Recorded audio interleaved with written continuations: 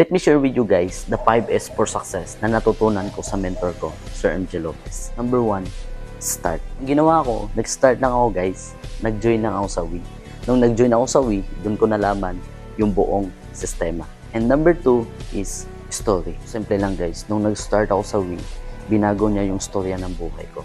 Kasi sabi nga din nito ni Robbins, if you can change your story, you can change your life. So baguhin mo yung storya ng buhay mo. Number 3 is self-image. So simple lang to guys, nabago ko yung tingin ko sa sarili ko. Nung dating walang tiwala sa sarili, ngayon, ang laki na ng tiwala sa sarili. Nung dating sobrang negative, akala ko hindi na magbabago. Yun pala, kayang baguhin. From negative and to positive na ngayon mag-isip. Number 4 is state. Napakasimple lang nito guys. Pag positive kang mag-isip, maganda din yung nararamdaman mo.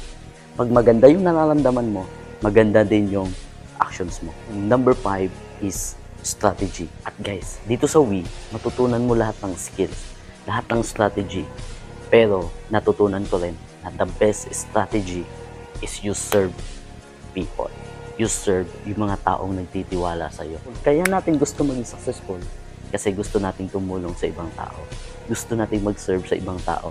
Pag nagawa natin yun guys, matik, susunod na yung pera sa atin.